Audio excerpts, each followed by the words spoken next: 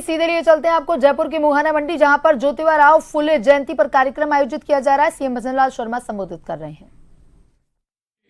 विपणन बोर्ड श्री राजेश चौहान जी, मंच पर विराजमान सभी हस्तीगण, मेरे सामने बैठे मेरे सभी पूजायोग बुजुर्गों, नौजवान दोस्तों, किसान भाई और बहनों, सबसे पहले तो मैं आप सभी का वंदन करता हूं, अभिनंदन करता हूं।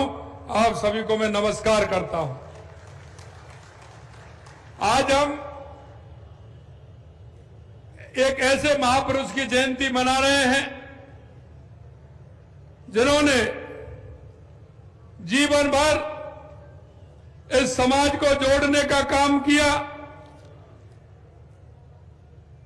मुझे अत्यंत गर्व महसूस होता है कि उनमें सारे गुण विद्यमान थे। समाज के को साथ साथ जोड़ने के अलावा वो चिंतक थे, विचारक थे, शिक्षाविद थे, समाज सुधारक थे और समरसता के अग्रदूत महात्मा ज्योतिराव फुले जी के जयंती पर मैं उनको प्रणाम करता हूं, उनका वंदन करता हूं, सबको नमन करता हूं। उन्होंने देश को और समाज को दिशा देने का काम किया। यही नहीं, महात्मा ज्योतिराव फुले जी ने समाज में हर तरह से अपने आप को मजबूती से खड़ा करते हुए समाज को दिशा देने का काम किया। निश्चित रूप से हमारी प्रतिबद्धता का ये प्रतीक है। ज्योतिराव फुले जी ने भारतीय समाज को एक नई दिशा दी, अंधेरे में प्रकाश का दीप जलाया, उत्पीड़ित वर्गों को सम्मान और समानता का अधिकार दिलाने में वो समर्पित रहे और अग्रणी रहे। महात्मा फुले जी ने जीवन भर शोषित, वंचित और पिछड़ों के उत्थान के लिए संघर्ष किया। उन्होंने नारी शिक्षा, किसानों के अधिकार, सामाजिक न्याय की अलग जगाई थी। उनकी सोच केवल एक समय की नहीं थी, बल्कि विचार आज भी उतने ही प्रासंगिक हैं जितने तब थे।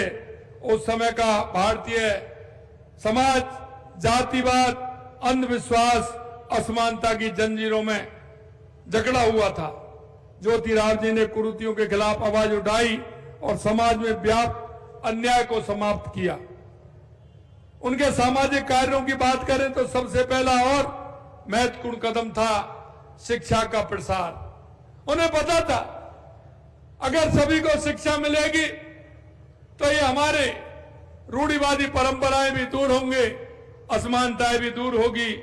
और उन्होंने अंधेरे में एक दीपक जलाने का काम माननीय हमारे ज्योतिराव फुले जी ने किया।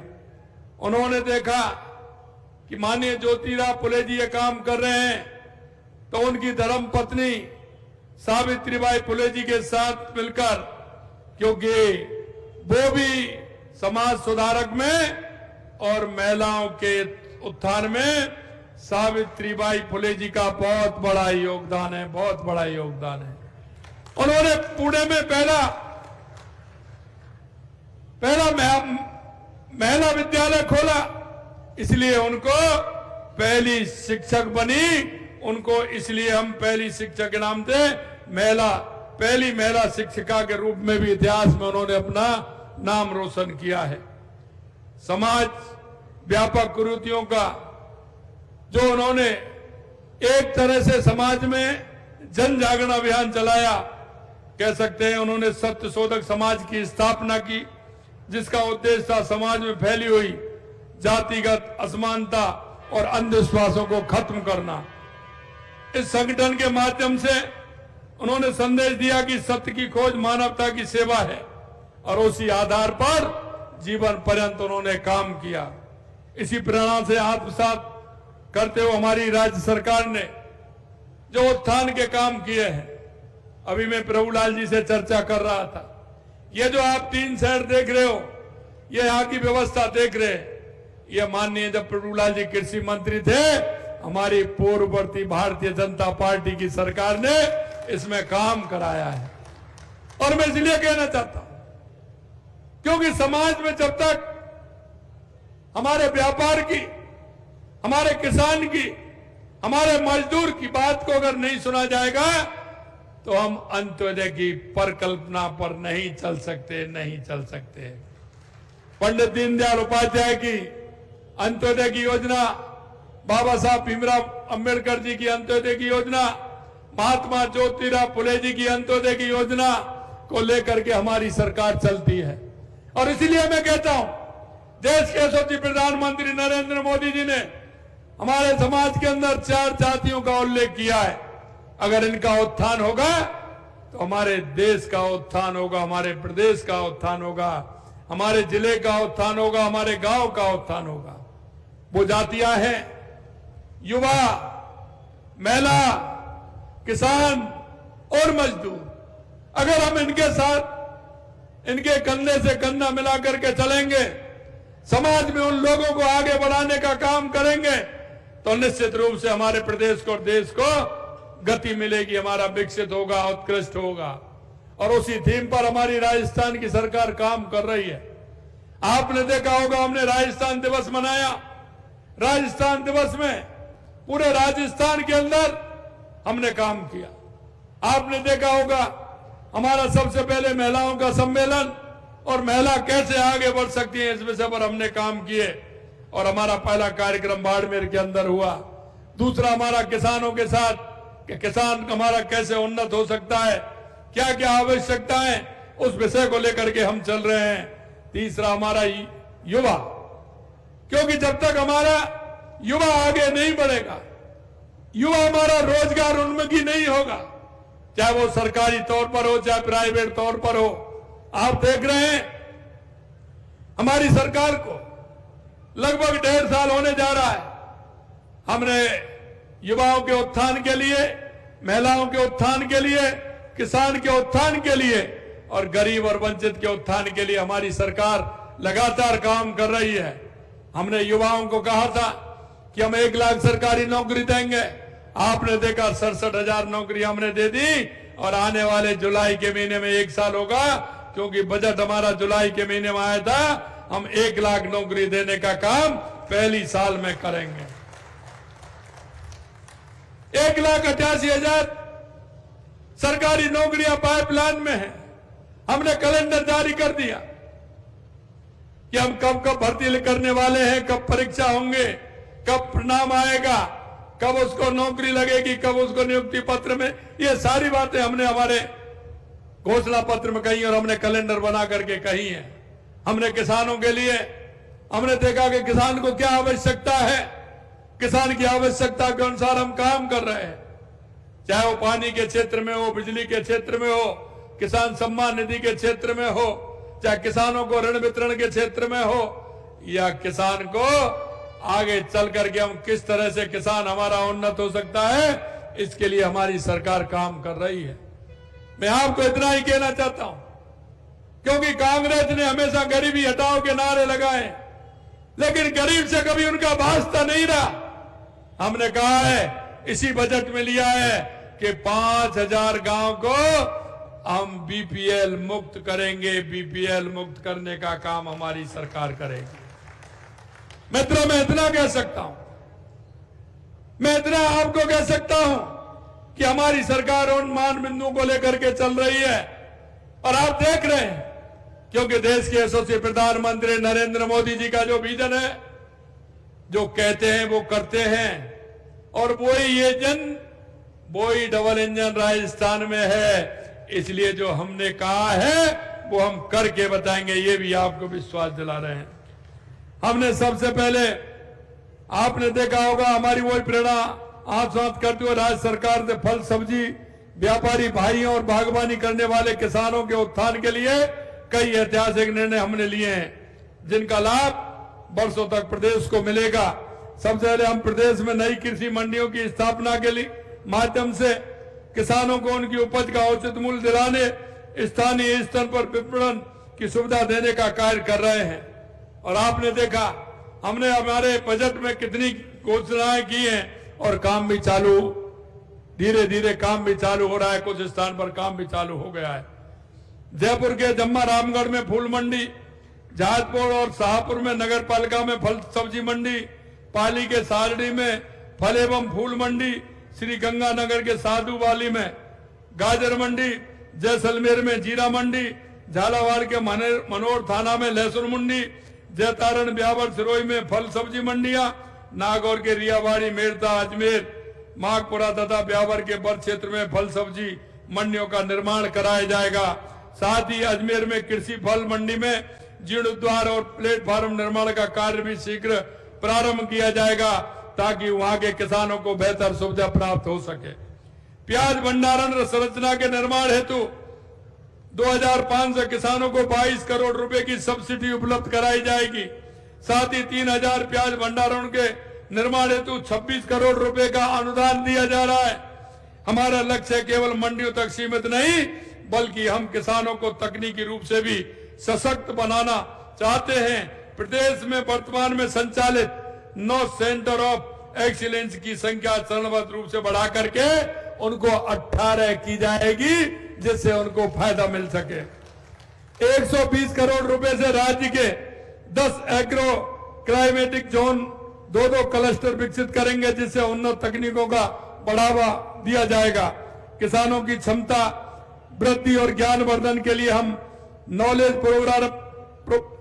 प्रोग्राम प्रारंभ कर रहे हैं, जिसके प्रथम चरण में 100 प्रगतिशील युवा कृषकों को इजराइल सहित अन्य देशों में 5000 युवाओं को भारत के विभिन्न राज्यों में प्रशिक्षण दिया जाएगा, जिससे वो ठीक प्रकार से नई तकनीकी के हिसाब से राजस्थान के अंदर काम कर सके, हमारे मंडी और हमारे किसानों को उपज बढ़ा सके।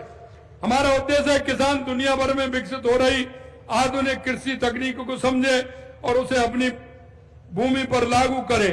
यही नहीं, आपको मैं कहना चाहता हूं, जहां मैं खड़ा हूं, हमने पूछा इस मंडी की सड़कें, अभी मेरा भाई कह रहा था कि मंडी की सड़कें थोड़ी खराब हैं। हमने कहा 8 करोड़ रुपए हमने पहले ही मंजूर कर दिया है, जिससे कि मंडी की सड़कें बन जाए। हमने 2 करोड़ रुपए प्लेटफार्मों के लिए मंजूर किया है। हमने इस मंडी के लिए 10 करोड़ रुपए मंजूर किए, जिससे यहां की व्यवस्था ठीक प्रकार से बन सके। इन सभी योजनाओं का एकमात्र उद्देश्य है कि बागवानी करने वाले किसान आत्मनिर्भर बने, उनकी आमदनी बढ़े, बागवानी का लाभ व्यवसाय के रूप में विकसित हो। अतः ऐतिहासिक अवसर पर मैं आप सभी को आग्रह करता हूं कि महात्मा ज्योतिराव फुले जी के आदर्शों को अपनाते हुए सामाजिक समरसता, न्याय और समानता के मार्ग पर दृढ़ता से चलें। उनके दिखाए रास्ते पर चलते हुए हम राजस्थान एक कृषक कल्याणकारी राज्य बनाते हुए हमारे राजस्थान को विकसित राजस्थान बनाने में हम सभी का योगदान रहे। मैं अंत में आपसे इतना कहना चाहता हूं, मित्रों, हम इस प्रदेश के नागरिक हैं, हम इस देश के नागरिक हैं।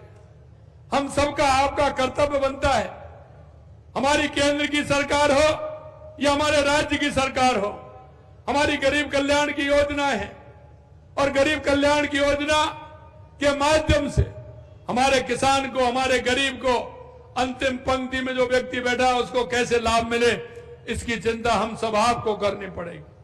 मैं हमेशा कई बार कहता हूं कि कभी कभी दिए तले अंधेरा दिखता है। दिए तले अंधेरा का मतलब मेरा समझ रहे होंगे। हमारा ऐसा कोई भी भाई, हमारी कोई ऐसी बहन, चाहे बुजुर्ग माता हो, चाहे दिव्यांग बहन हो, दिव्यांग भाई हो, हमारा बेरोजगार युवा हो, हमारे केंद्र और राज्य सरकार की योजनाओं का अगर उनको लाभ मिलेगा तो उस भाई को, मेरे को लाभ मिलेगा तो अपने पैरों पर खड़ा होगा। दिव्यांग बहन को फायदा मिलेगा तो वो दिव्यांग बहन अपना काम कर सकेगी।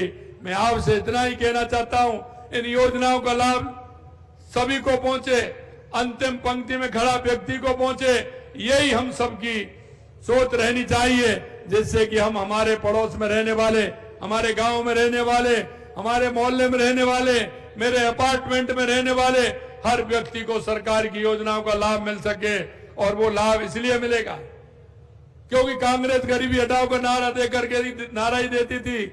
हमने उन योजनाओं का लाभ भी उन 5,000 गांवों में भी पहुंचाना है, पूरे राजस्थान में भी पहुंचाना है।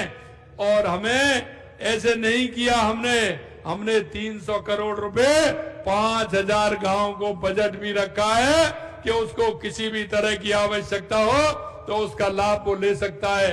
अंत में इतना ही कहना चाहता हूं कि आप देख रहे हैं हमारी सरकार लगातार काम कर रही है और आपसे तो संकल्प पत्र में हमने एक एक वायदा आपसे किया था, राजस्थान की जनता से किया था।